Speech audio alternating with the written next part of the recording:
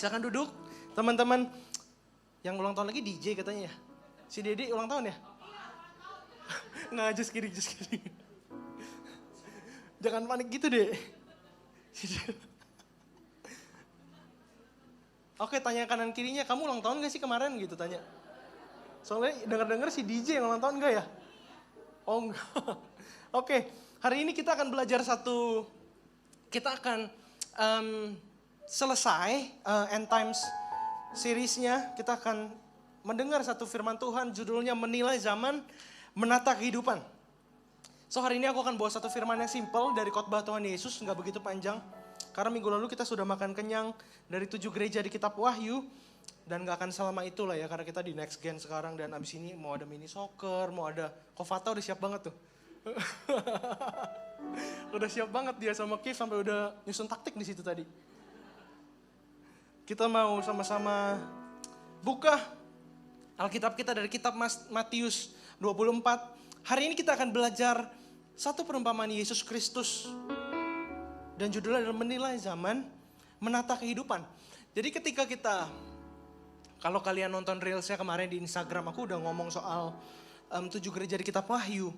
Dan kita seringkali mendengar tentang end times atau akhir zaman. Tapi outcome dari kita mendengar satu sermon akhir zaman itu biasanya kita takut. Aku pun dulu kayak tahun 2012, aku gak takut sih. Jujur kayak yang lain pada, aduh nih gimana nih sampai katanya ada yang begadang sampai jam 12 malam katanya nungguin siapa tuh. Ada yang nunggu, aduh ini 2012 nih bakal gimana nih tanggal 12. Sampai ada yang begadang taunya di prank. Ternyata tidak terjadi. Dan kita years after years sebagai orang Kristen, ada gereja yang menceritakan tentang kedatangan Tuhan yang kedua kali, ada gereja yang tidak menceritakan itu. Dan sebagian kita yang mendengarkan, seringkali kita itu malah ketakutan. Ada yang lucu cerita temanku, dia itu sebenarnya nggak pengen Kristen banget, tapi waktu datang ke gereja tiap kali di gerejanya itu khotbahnya akhir zaman terus pendetanya. Dan ditakut-takutin, dan dia takut kayak istilahnya, gue udahlah pura-pura nggak tahu aja deh. Kayak udahlah gue nggak datang ke gereja lagi karena gue benar-benar takut, pura-pura nggak tahu aja. Nah, ketika kita mendengar kata akhir zaman atau kedatangan Yesus kedua kali atau pengangkatan gereja, kita harusnya nggak takut. Harusnya itu adalah momen di mana kita itu senang sekali. Karena utang kita diangkat sama Tuhan, kredit kita diangkat sama Tuhan, sakit penyakit kita diangkat sama Tuhan, dan kita punya satu kehidupan kekal sama Tuhan. Menilai zaman, menata kehidupan. Kita akan belajar dari satu ilustrasi Tuhan Yesus tentang pohon ara. Yang pertama, slide pertama kita akan belajar tentang pohon ara dari Matius 24 ayat 29 sampai 44. Kita buka Matius 24 ayat 29 sampai 44. Judul perikop Matius 24 itu khotbah tentang akhir zaman. Khotbah tentang akhir zaman, dan mungkin kita bertanya ya, sebagian dari kalian mungkin ada yang datang, ada yang gak datang minggu lalu. Kapan itu akhir zaman? Simpelnya adalah setelah Yesus naik ke surga, Roh Kudus dicurahkan, kita sudah memasuki namanya akhir zaman. Dan sekarang ini bukan hanya akhir zaman, tapi kita di penghujung akhir zaman. Sebelum gereja Tuhan itu diangkat atau rapture. Dan kita akan baca Matius 24 ayat 29 sampai 44. Perumpamaan tentang pohon ara. Boleh tampilkan ayatnya? Aku akan bacakan untuk kita semua. Kalian boleh baca perlahan, ada di layar atau ada di handphone kalian atau di Alkitab fisik kalian. Matius 24 ayat 29 sampai 44. Kedatangan Anak Manusia. Perumpamaan tentang pohon ara. Segera sesudah siksaan pada masa itu, matahari akan menjadi gelap dan bulan tidak bercahaya, dan bintang-bintang akan berjatuhan, dan langit dan kuasa-kuasa langit akan goncang. Pada waktu itu akan tampak tanda Anak Manusia di langit, dan semua bangsa di bumi akan meratap, dan mereka akan melihat Anak Manusia itu datang di atas awan-awan di langit dan segala kekuasaan dan kemuliaannya. Dan ia akan menyuruh keluar malaikat-malaikatnya dengan meniup sangkakala yang dahsyat bunyinya. Dan mereka mengumpulkan orang-orang pilihannya dari keempat penjuru bumi, dari ujung langit yang satu ke ujung langit yang lain. Tariklah pelajaran dari perumpamaan tentang pohon ara, kata Tuhan Yesus. Apabila ranting-rantingnya melembut dan mulai bertunas, kamu tahu bahwa musim panas sudah dekat. Demikian juga jika kamu melihat semuanya ini, ketahuilah bahwa waktunya sudah dekat. Sudah di ambang pintu. Aku berkata kepadamu, sesungguhnya angkatan ini tidak akan berlalu sebelum semuanya ini terjadi. Langit dan bumi akan berlalu, tetapi perkataanku tidak akan berlalu. Tetapi tentang hari dan saat itu tidak seorang pun yang tahu. Malaikat-malaikat di surga pun tidak tahu. Anak pun tidak, hanya Bapa sendiri. Kedatangan anak manusia dan perumpamaan tentang pohon ara. Minggu lalu aku sudah sampaikan segelintir kecil perkataan Yesus kepada orang-orang Farisi. Hai kamu orang-orang munafik, tanda-tanda langit akan datang hujan, kamu itu tahu. Tapi tanda-tanda kedatangan anak manusia datang, kamu gak pernah tahu dan kamu gak pernah selidiki. Kenapa gereja kita harus berkhotbah ada bulan dimana kita berbicara tentang akhir zaman? Karena gereja kita tidak berorientasi pada kesuksesan kita di dunia ini doang. Aku gak bilang kita gak perlu sukses ya. Tidak hanya berorientasi pada pekerjaanmu sukses, keluargamu sukses. Tapi kita mengarahkan pandangan kita kepada sesuatu yang Anda investasikan kekal. Kita ajarkan, kita belajar dari Tuhan bagaimana seorang kaya yang sudah sempurna dalam hidupnya. Dan dia katakan, anak muda ini bilang sama Yesus, Yesus dengan bangganya, aku sudah bersedekah, aku sudah menghormati orang tuaku, aku sudah memberikan sedekah kepada orang-orang miskin, aku sudah lakukan semua hukum Taurat. Dan Yesus katakan apa? Bagus perkataanmu itu. Tetapi ada satu yang belum kamu lengkapi. Jualah seluruh hartamu, bagikan kepada orang miskin dan ikutlah aku. Tuhan gak suruh kita begitu, karena Yesus tahu kita gak mungkin kuat. Setiap salib itu, kalau kalian tahu salib itu dibuat dengan custom pada tubuh setiap orang. Salib yang Yesus minta pikul adalah bukanlah salib, oh ini ada salibnya si Ando diangkat sama misalkan sama siapa ya, Momo sama Monica. Waduh tinggi banget ini salibnya, susah banget. Atau misalkan si Fidel ngangkat salibnya si Kezia gitu, atau si Mela. Kayak aduh ini kok kecil, gue kok malah keangkat salibnya sama gue gitu. Kita itu pasti punya salib masing-masing yang pas dengan hidup kita. Dan Yesus katakan kepada kita, belajarlah daripadaku. Pikullah salib yang ku berikan padamu, karena salib itu enteng, karena aku ini rendah hati dan lemah lembut. Bahwa Yesus memberikan kita salib bukan untuk menghukum kita. Tapi salib ini berbicara tentang bagaimana supaya mata kita tahu ketika kita transit, mata kita itu tidak terhipnotis dengan dunia dan segala isinya. Kita tahu kita ada salib, ada satu beban, ada satu tanggung jawab yang Tuhan berikan dalam hidup kita, bahwa hidup ini hanya sementara. Kalau kita mau pergi ke Amerika, kita transit ke Jepang, memang Jepang makanannya enak sih, tapi tujuan kita ke Amerika nih. Anda gak mungkin book Airbnb, pergi makan dulu, cari ramen paling enak, kamu kan ketinggalan pesawat. Atau misalkan ke Amerika tapi lewat jalannya, waktu itu lewat Turki kalau gak salah. Aku juga udah gak mau makan di Turki, bingung mau ngapain ya. Aduh cepet-cepet aja deh, Pate di Buliani juga udah gak usah makan di sini, kita di sana aja. Padahal kan masih terbangnya jauh lagi ya. Gua kan lapar juga, kayak di Turki ya makan dulu lah gitu kan. Kita lewat Turki dulu baru pergi ke waktu itu ke New York. Bisa lewat jalur Turki.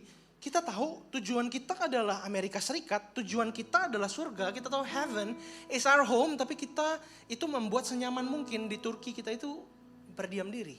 Maka dari itu Tuhan itu berkata, sadarlah gereja Tuhan, sadarlah bahwa kedatanganku itu seperti pencuri. Sebentar lagi, kamu gak akan tahu. Kita ini hidup di zaman, bukan kita sedang menunggu boarding masih 4, 5, 6 jam lagi. Kita ini sudah di final call, di last call. Dan ketika nanti kita ketinggalan, kita akan baru sadar segala yang kita lakukan selama ini ternyata sia-sia. Datang ke gereja dan punya teman-teman baik itu tidak menjamin Anda masuk surga. Tidak menjamin satu hari Anda diangkat sama Tuhan. Tapi yang menjamin adalah keputusan hati Anda dan saya. Tidak ada stall di dalam kehidupan ini. Anda tidak bisa melayani dua tuan, antara Tuhan atau Mamon.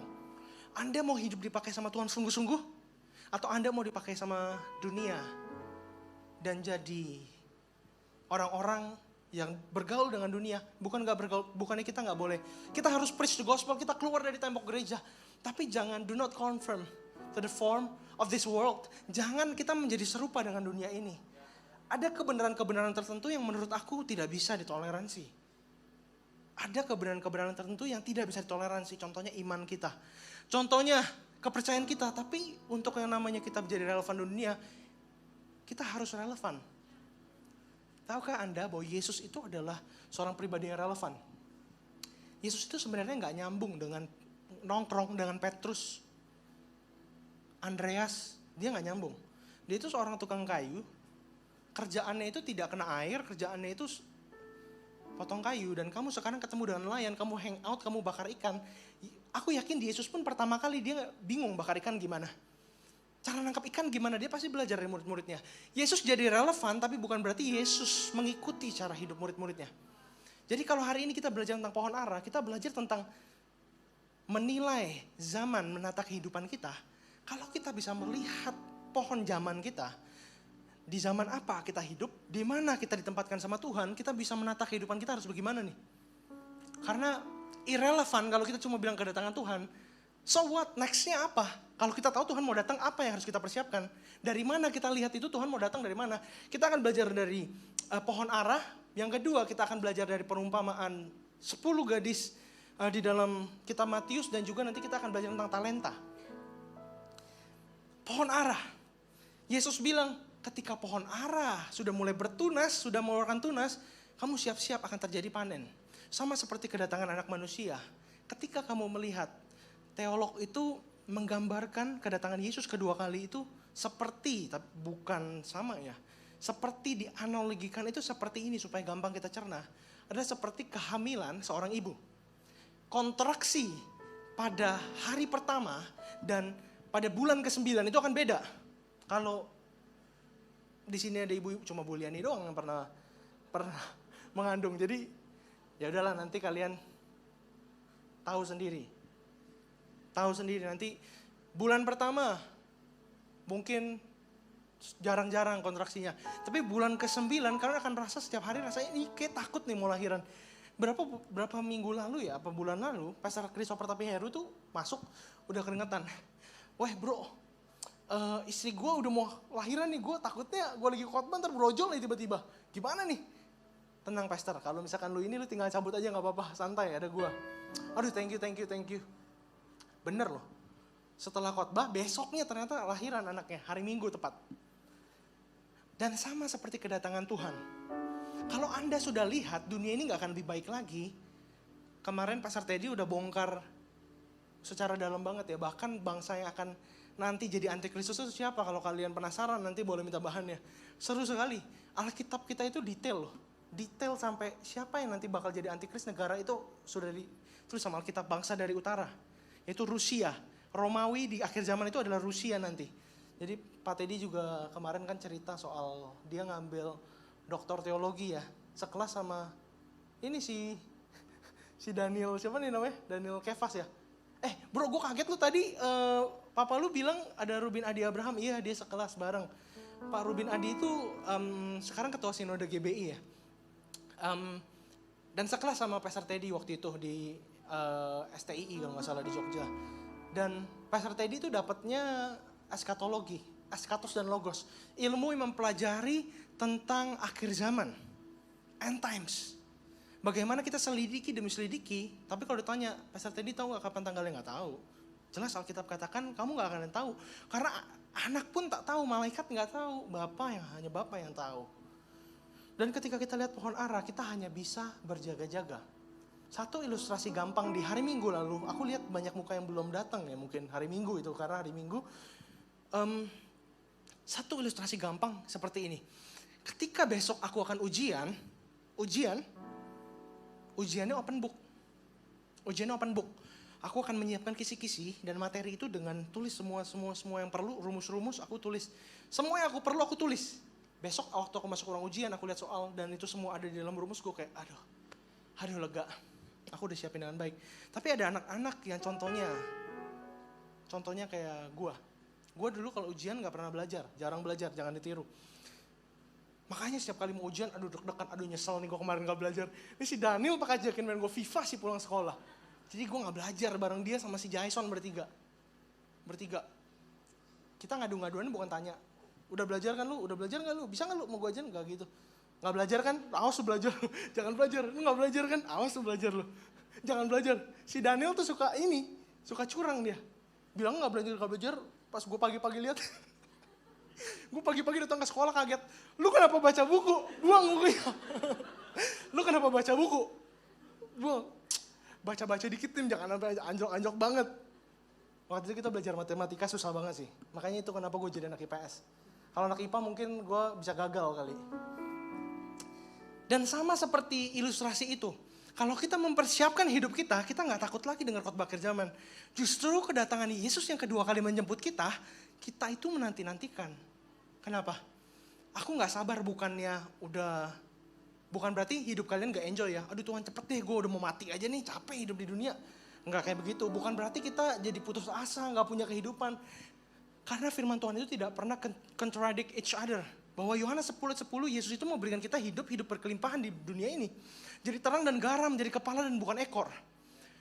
Tapi ketika kita diberkati sama Tuhan, berkat itu tidak menyulap mata kita, jadi kita begitu cinta sama berkat dan kita lupa sama Sang Pemberi berkat. Dan pohon ara ini menceritakan tentang, ayo wake up, kamu tahu waktunya sudah gak lama lagi. Kamu lihat pohonnya hari ini Israel, hari ke-20 Israel nyerang jalur Gaza. Gak semakin baik, tidak semakin baik. Aku gak tahu kenapa bisa pas banget bulan ini kita berbicara tentang end times. Aku tuh sempat udah berpikir, is it still relevant to our generation? Karena banyak yang kepahitan sama gereja. Si pendeta ini khotbahnya akhir zaman mulu, di gereja ini akhir zaman mulu. Kayaknya kalau nggak akhir zaman perpuluhan. Ada yang tahu? Akhir zaman perpuluhan. Tapi kalau kita dari sudut pandang kita mengasihi Tuhan, akhir zaman bukan satu momok bagi kita.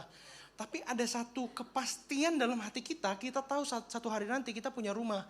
Di rumah Bapakku banyak tempat tinggal dan aku menyiapkan, aku pergi ke sana dulu supaya nanti aku menyiapkan tempat bagimu supaya di mana aku berada, kamu pun berada. Ketika kita lihat Alkitab dari sudut pandang Bapa yang penuh kasih, kita tidak melihat itu sebagai aturan-aturan yang mengekang hidup kita, tapi menjadi satu kasih dan peringatan yang membebaskan hidup kita dari ketakutan. Dan ketika kita lihat pohon ara, Yesus bilang, kalau kamu sudah lihat bertunas, sudah tahu, cepat pohon itu mau berbuah. Kamu sudah lihat tanda-tandanya, cepat. Bukan cepat kita disuruh ngapain. Jawabannya cuma satu, cepat urusi hidupmu, jangan urusi hidup orang lain. Karena simpelnya begini, kekristenan kita itu selalu, it's easy kita tuh ngejudge orang. Gereja ini gak benar, ini gak benar, itu gak benar. Tapi kalau urusan sama diri kita sendiri, kita gak pernah mau urus. Hati kita kepahitan aja kita gak mau ngampunin. Tapi satu selumbar di mata orang lain kita hakimi. Tapi ada balok di depan muka kita gak pernah lihat dan urusi kehidupan kita. Bukankah Yesus katakan dalam firman Tuhan, jagalah hatimu dengan segala kewaspadaan karena dari situ terpancar kehidupan. Kalau Anda tahu hatimu adalah sumber kehidupanmu, Anda akan jaga air kehidupanmu agar selalu bersih dan tidak terkontaminasi. Dan bagaimana kisah pohon ara ini kita diingatkan Tuhan, jaga hidupmu. Kalau di dalam satu ujian, kamu gak mempersiapkan, makanya kamu deg-degan. Kalau hari ini Tuhan datang, kamu yakin gak kamu diangkat sama Tuhan? Kalau hari ini, detik ini Tuhan datang seperti yang di film-film, khotbah cep, hilang semua. Apakah kalian lihat, jangan sampai nanti satu gereja lagi kebaktian lagi ibadah, lagi cep. Lah, kok lu gak diangkat, lu juga enggak. Karena kata Yesus, 2 orang ada di ladang, satu diangkat, satu tidak. 2 orang di satu ranjang, satu diangkat, satu tidak. Artinya itu tidak tergantung oleh sekitarmu. Itu tergantung oleh kehidupanmu. Kalau Anda dengar ini, cepat perbaiki hidupmu sekarang. Mungkin kalian berpikir kayak, nantilah, I just wanna playing around, in the church. Masih muda ya, YOLO lah, udahlah have fun dulu. Gak usah gitu-gitu banget ikut Tuhan. Satu hari nanti kalian akan tahu bahwa esensi kehidupan ini bukanlah tentang bersenang-senang doang. Karena bersenang-senang di dalam teman-teman yang ajakmu senang-senang doang, mereka akan pergi ketika kamu susah. Satu hari nanti jangan sampai kita dihajar dulu sama kehidupan baru kita mau sadar bahwa hanya Yesus sahabat sejati. Jangan tunggu Anda dihianati dan ditikam sama orang-orang terdekat Anda, baru Anda bilang Yesus sahabat sejati. Baru nangis, Tuhan ampuni aku. Sebelum Anda sadar itu lebih baik dengar, anak muda, dengarlah didikan orang tuamu, ayahmu dan ibumu. Itu tidak berbicara kepada ayah dan ibu secara fisik doang.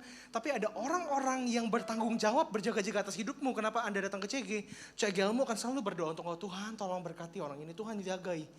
Ketika kita adakan CG, kita ada leadership meeting. Kita selalu berdoa. Aku selalu berdoa, Lord, would you protect your son and daughters. Dari setiap malapetaka, dari setiap hal yang tidak baik. Mungkin kalian gak pernah lihat, tapi itu yang menjadi doa kami kalau kami adalah gembala. Kalau ada gembala-gembala kecil, CGL, core teams, ada orang-orang memimpin hidupmu yang selalu follow up. Mereka bukan hanya basa-basi follow up. Mereka tuh berdoa untuk hidupmu. Tuhan jagai kehidupan orang ini. Tuhan pakai orang ini. Tuhan jamah kehidupannya. Dan kita harus jadi gereja yang berjaga-jaga akan kedatangan Tuhan. Yang kedua, kita akan berbicara tentang 5 garis bijak dan 5 garis bodoh. Aku gak akan baca firmannya. Singkat cerita dalam firman Tuhan, ada satu di setelah ini ya, di Matius 25, 1-13 kalau kalian mau buka, tapi aku gak akan baca. Ada 10 gadis yang digambarkan di dalam Alkitab, yaitu 5 gadis bijaksana dan 5 gadis bodoh. Dan yang serunya adalah Yesus itu tidak pernah menyindir orang yang tidak mengenal dia. Kalau Anda baca Alkitab, jalan benar dan jalan orang fasik. Fasik itu bukannya tidak mengenal Tuhan. Fasik itu adalah orang-orang yang mengenal Tuhan tapi bodoh amat sama mengenal Tuhan. Aku gak peduli lah, kayaknya aku reckless. Reckless maksudnya asal-asalan, aku gak peduli. I wanna do my own thing. Itu fasik. Ketika dikasih tahu, I don't care. I wanna do my own life. I wanna do my own thing. Itu reckless, itu fasik. Dan 5 gadis bijaksana dan bodoh. 5 gadis itu kalau dalam bahasa aslinya adalah 5 mempelai Kristus. 10 mempelai Kristus. 5 mempelai Kristus yang bijaksana dan 5 mempelai Kristus yang bodoh. Dan mempelai Kristus itu menggambarkan siapa? Kita, gereja Tuhan. 5 gadis bijaksana dan 5 gadis bodoh bukanlah orang yang tidak mengenal Tuhan. 5 gadis bijaksana dan 5 gadis yang bodoh ini adalah gereja yang menjaga hidupnya, menjaga minyaknya tetap ada. Jadi kalau kita bertanya, bagaimana ceritanya, kok bisa mereka bareng-bareng tapi satu ada minyak, ada persiapan, ada satu tidak. Singkat cerita dalam firman Tuhan ada 10 gadis ini, mereka menunggu untuk pasangannya atau sang mempelai, sang suami itu menjemput mereka ke dalam pesta pernikahan mereka. Dan 10-10-nya ini mereka sudah berdandan, mereka siap. Tapi waktu tengah malam, zaman dulu itu belum ada lampu jalanan. Mereka harus mempersiapkan pelitanya itu tetap menyala. Pelitanya tetap menyala. Kalau Anda dengar satu kata pelita, apa yang terpikir? Di firman Tuhan pelita itu apa? Ada yang tahu? Firman-Mu pelita bagi kakiku dan terang bagi jalanku. Singkat cerita, 10 gadis ini akan menyongsong sang mempelai. Ketika dipanggil mempelai datang, kamu cepat-cepat lari jalan. Cari jalanmu, kamu sudah tahu jalannya kemana, pakai pelitamu. Ketika kamu jalan, kamu gak terantuk batu, kamu gak akan tersandung dan tertarik kemana-mana. Dan gaunmu rusak, semua berantakan. Tapi 5 gadis bijak dan 5 gadis bodoh ini mereka ngumpul bareng, lagi nongkrong. Kecapean, ketiduran lah. Kebangun, 5 gadis itu punya persediaan minyak. Mereka bukan hanya punya pelita, tapi mereka punya persediaan minyak. Jadi ketika pelita itu padam, mereka bisa isi lagi. Kenapa gak bisa dibagi? Karena perjalanan kita sama Tuhan itu gak bisa diwakilkan orang lain. Dan 5 garis bijak, 5 garis bodoh ini, kalau dia bagi ke orang lain, ya gak bisa. Dia akan kehabisan pelita. Sama seperti hidup kita. Seperti Yesus itu adalah sang pelita. Yesus itu minyak, the oil of heaven. Dan ketika kita terima urapan yang baru setiap hari, memang gak sempurna sih. Ada minyak-minyak yang terbuang karena kelalaian kita. Tapi terus sedikit demi sedikit, tiap hari, tiap sikap, tiap sifat, Yesus mengubahku, dia ubahku, oh juru selamat. Aku gak jadi seperti yang dulu lagi, meskipun tampak lambat. Namun aku tahu aku sempurna nanti. Ketika kita jaga hidup kita seperti 5 gadis bijak itu, kita menyalakan, bukan pelita kita nyala, kita mempersiapkan oil. Oil itu apa? Oil itu melambangkan the anointing of the Holy Spirit. Maka aku bilang ketika kita di dalam akhir zaman, ketika kita hidup di zaman yang sekarang edan, it's hard to just playing church. Seriously, aku udah ke Planet Shakers, Itu udah pakai semua cara paling bagus, artis paling keren. Kamu mau lihat apa aja di sana, ada lapangan basket, ada dekat situ. Kamu mau dingdong, ada popcorn machine. Yang sponsor mereka bukan hanya Kopken, yang sponsor mereka itu ada brand-brand ternama dari luar negeri. Semua berebutan waktu aku sebar proposal. Bukan kita yang ngejar tenannya itu ngejar Planet Shakers.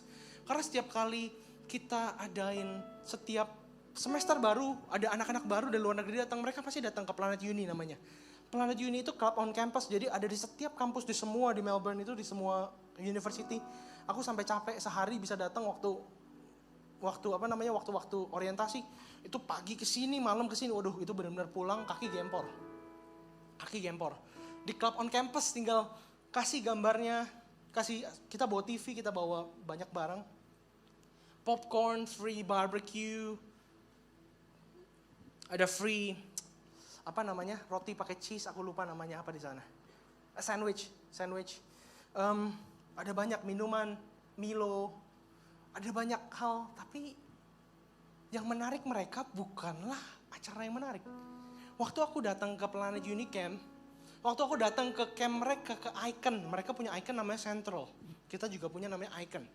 Waktu datang, yang mengubahkan bukan the lights, but the anointing of the Holy Spirit. Yang membuat tetap gereja itu menyala bukanlah relevansi. Kita bisa ikut tiru sana, tiru sini, lampu bagus, kita semakin besar. 500 orang, 1000 orang, nanti 10.000, 15.000, makin besar. Tapi kalau kita kehilangan oil itu, kata Yesus, sebab kerajaan Allah bukan tentang kata-kata indah, bukan tentang lighting yang bagus. Kamu panggil artis, ada gereja yang hari ini bilang, Pastor Teddy, ngapain kamu buka gereja untuk anak-anak muda? Bocuan, gak ada cuan, mau ngapain? Ada loh yang dijadikan bisnis gereja. Dijadikan bisnis. Cuan gak ya? Anak-anak muda bocuan Pak Teddy. Bocuan. Tapi hari ini kenapa kita ada di sini? Ada yang pernah dengar asal-usul lahiran next again? Sama seperti Musa, kita ini generasi-generasi yang dipilih Tuhan. Can you listen to the cry of your generation? Kamu mungkin ketemu orang-orang di kantormu, kelihatannya hahaha, bisa beli barang, ekonominya stabil. Tapi tahukah, ketika kita berjalan with the anointing, kamu akan lihat bukan pakai mata natural. Ketika kamu lihat dia, di dalam jiwanya itu terkurung, ada satu jiwa yang bilang kayak, let me out. Ada orang-orang yang udah mau bunuh diri. Ada orang-orang yang punya segalanya tapi kehilangan segalanya. Mereka yang hidup tapi nampaknya hidup tapi seperti mayat mati. That's why we need the anointing of the Holy Spirit. Karena hanya Roh Kudus yang memberikan kehidupan. Yeskiel 37 katakan, Yeskiel, speak to that dry bones and it shall come alive. Dan Yeskiel katakan, I prophesy to that dry bones to come alive. Dan terbentuklah otot. Setiap otot itu terbentuk daging, bangkitlah tulang-tulang yang kering itu. Jadi satu orang yang hidup. Itu bukan mukjizat, itu dalam penglihatan Yeskiel. Artinya kita gereja Tuhan, we have the anointing to raise the dead. Melakukan apa yang Yesus lakukan itu bukanlah Anda bangkitkan orang mati yang sudah mati. Zaman sekarang itu, tahu nggak kenapa? Kita harus belajar Alkitab itu secara penuh. Aku pernah ketemu hamba Tuhan yang mereka mencoba bangkitkan orang mati, diviralin, malah viral, gerejanya malah dihujat semua orang. Yesus bangkitkan Lazarus, lihat dalam pelayanan Yesus bangkitkan berapa orang mati? It's a few, banyakan tuh bukan orang mati. Saat itu ilmu pengetahuan tuh belum cukup. Saat itu Yesus pergi ke satu kota itu perlu berhari-hari. Yesus itu seolah terlambat datang ke Lazarus, makanya dia mati. Lazarus itu dari sakit keras. Akhirnya mati karena kenapa? Jarak. Tapi saat ini, kalau Anda udah dengan ilmu pengetahuan yang sebanyak ini, mati Anda mau bangkitkan, itu menurut aku making no sense. Karena sekarang semua ilmu pengetahuan dokter itu sudah cukup. Jaga kehidupanmu, jangan makan yang sembarangan, Anda gak akan mati muda. Makanya ketika udah mati muda, kita terus, lu mau doain sampai 7 hari 7 malam gak akan terjadi. Kenapa? Karena bukan karena keterbatasan, kita itu pengen show off sometimes. Dan itulah yang kita masih tahu. Pastor Steve juga bilang, anointing of the Holy Spirit itu bukan sesuatu yang cringe. When a prophet, ketika seorang nabi berbicara dalam hidupmu, bukanlah sesuatu yang cringe kayak, ini nabi dari mana aneh. No, Yesus ketika dia berbicara, itu akan sampai kepada hati. Karena Yesus itu hadir dalam kehidupanmu. Dia bukan seorang pribadi yang jauh. Dan seperti nabi yang baunya aneh dari tempat yang jauh. Dan kamu ketika kamu dengar firman Tuhan itu rasanya kok, aduh, gue kok kayak mau enggak ya. Ketika kamu tahu Yesus berbicara dalam hidupmu, ketika seseorang yang hidupnya terbelenggu dan dia datang ke gereja, mereka speak human loh, mereka gak speak heavenly language. Mereka ngomong tidak sesuatu yang malaikat terlalu jauh sekali. Kita tuh rasanya, kita orang suci, kamu orang berdosa, kamu jangan datang ke gereja. Justru kita datang sama mereka, kita bersama-sama dengan mereka. That's called the anointing. Itulah yang namanya hidup yang diurapi Tuhan. Dan ketika kita lihat gadis bijaksana dan gadis bodoh, apakah kalau sermon aku suka ya, saat-saat kita harus terangi hati kita. Kita cek apakah kita gereja atau orang-orang yang sudah siap akan kedatangan Tuhan, atau kita sebenarnya kita belum siap akan kedatangan Tuhan. Kalian bisa cek dan recheck hati kalian sendiri. Karena yang terpenting dalam khotbah ini bukan pesan disampaikan, tapi hati kalian berkomunikasi dan berbicara sama Tuhan. Apakah kita 5 gadis bijak dan 5 gadis bodoh? Ini sama dengan perumpamaan setelah ini, aku gak akan bahas. Perumpamaan kambing dengan domba. Ada orang yang datang ke gereja, terlihat seperti domba tapi dia itu sebenarnya kambing. Yesus itu memisahkan dalam penghakiman nanti. Yesus itu tak bisa dibohongi. Kalau kehidupanmu tidak benar-benar bergaul sama Tuhan, kalau kehidupanmu benar-benar gak mau pilih Tuhan, bukan salah Tuhan. Bukan salah Tuhan itu, aku selalu sulit menjelaskan kepada orang-orang yang sebelum apa-apa udah kepahitan sama Tuhan. Kalau gitu Tuhan itu jahat dong. Ngapain dia adain neraka? Kenapa aku harus dibuang ke neraka? Kenapa gak semua orang pergi ke surga aja? No man, kamu harus bayar apa yang kamu makan. Di dunia ini gak ada yang gratis, itu tagline yang benar. Anda selamat pun ada satu orang yang bayar harga untuk Anda. Anda datang ke gereja, Anda bayar harga untuk pergi kan nyetir. Pergi pesan Grab pun Anda harus bayar harga kan. Ini yang namanya mengikuti Yesus.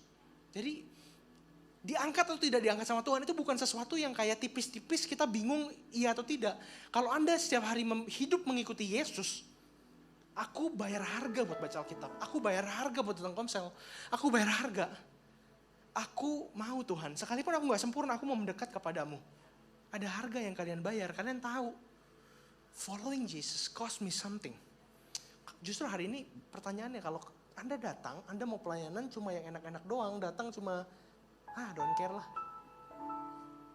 Pemuritan, gak usah lah gitu-gitu. That's why. Itulah kenapa. Dulu aku juga gak mau jadi orang Kristen. Karena kenapa? Aku lihat orang Kristen hidupnya gak ada bedanya.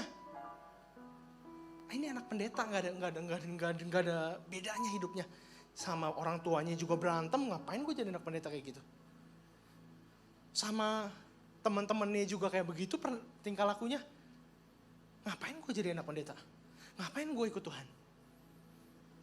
Banyak dari kita, seringkali kita itu terjebak dalam playing church. Kita itu hanya bermain agama-agamaan. That's why hidupmu gak berubah. Itulah kenapa hidupmu dari ikut Tuhan pertama kali sampai besok-besok gak ada perubahan. Karena kenapa? Pertanyaan Yesus kepada orang itu yang lumpuh sejak lahir, yang buta sejak lahir. Yesus, anak Daud, kasihanilah aku, mau kan kau menyembuhkan aku? Yesus bilang, I am willing, are you willing? Aku mau sembuhkan kamu, kamu mau gak disembuhkan sama aku? That's the point. Kita selalu taruhnya di sisi Tuhan seolah-olah Tuhan itu tidak bekerja, seolah-olah Tuhan tidak mau. Tapi kalau kita balik, sebenarnya kita yang gak mau, kita yang menolak. Kita pergi ke dalam api kekal someday, kita tidak diangkat karena keputusanmu hari ini. Karena Anda terus, constantly disobeying the voice of God in your life. Tahukah kita harus jadi gereja yang mendengar suara Tuhan? Mungkin itu cringe sekarang. Aku belajar dari kehidupan seorang pastor Steve yang begitu simple. Dan kehidupanku berubah. Pertama kali aku datang ke kelas malam-malam capek sama Jason berdua kayak aduh apa kita pulang aja ya? Capek sumpah dah hari ini. Tapi malam itu aku gak tahu ada satu orang gak pernah aku ketemu lecturernya masuk ke kelas. Waktu masuk I know ada satu sparks dalam hatiku kayak ada faith. Ada the presence of God. I wanna be here. Malam ini aku mau di sini. Dan ketika aku memutuskan untuk di situ, dan hidupku dan cara pandangku tentang Tuhan itu berubah total. Ketika kita membiarkan diri kita diubah sama Tuhan, maka Tuhan akan sanggup mengubah bahkan hal tersulit dalam hidup kita. Tapi the question is, are you willing to be touched by the power of God? Are you willing? Karena firman Tuhan katakan Roh Kudus itu seperti merpati. The spirit of gentleness. Roh Kudus itu kalau datang dia mengetuk pintu. Dia tidak pernah mendobrak pintu, dia rasuki orang itu. Allah kita itu tidak pernah menguasai sampai kita kehilangan kesadaran. Bahkan kalau orang nanya, kalau itu rebah dalam kuasa Roh Kudus, sadar gak sadar? Waktu orang jatuh gitu didoain, sadar gak sadar? Kita itu bukan kerasukan. Kita itu, dan orang ini pertanyaan-pertanyaan yang aku gak tahu kenapa Tuhan bawa kita ke sini. Ada pertanyaan-pertanyaan orang tuh nanya, sebenarnya di dalam Alkitabiah gak sih jatuh? Ini harus jadi edukasi kita sebagai gereja Tuhan. Jangan jawabnya gak ngerti. Better tanya, better jangan jawab sembarangan. Dalam firman Tuhan tidak tercatat jelas orang itu ketika didoain rebah, jatuh, tidak. Tapi itu adalah the posture, satu postur Anda itu menerima. Waktu Yesaya ketemu dengan Tuhan, dia itu sujud. Waktu Yohanes berjumpa dengan Tuhan, waktu Musa berjumpa dengan Tuhan, dia itu bersujud jatuh. That's the posture of, yes Lord, you can do anything that you want. I surrender. Kenapa? Seperti jatuh. Kita percaya pertobatan itu hari lepas hari. Dan baptisan itu kenapa? Kita harus baptisannya salam. Lama ya jatuh. Kenapa? Bahasa asli dari baptisan dalam bahasa Yunani adalah immerzo. Immerzo artinya fully immerse. Artinya dari ujung kepala sampai ujung kaki itu dipenuhi. Makanya ketika kalian datang ke baptisan nanti tanggal bulan November ya, baptisan. Bulan November kalian akan dengar Pastor Teddy bilang gini, aku baptisan kamu dalam nama Bapa, Putra, dan Roh Kudus. Mati bersama dengan Yesus dan bangkit bersama Yesus. Artinya Anda dengan hidup Anda serahkan semuanya. Tak bisa dijelaskan pakai kata-kata, tapi hati ini mengerti. Ketika Anda mengalami itu, Anda akan Anda akan rasakan sukacita dan damai sejahtera. Kok enteng ya hidupku? Kok rasanya beban-bebanku, kekhawatiranku diangkat sama Tuhan. Karena kenapa?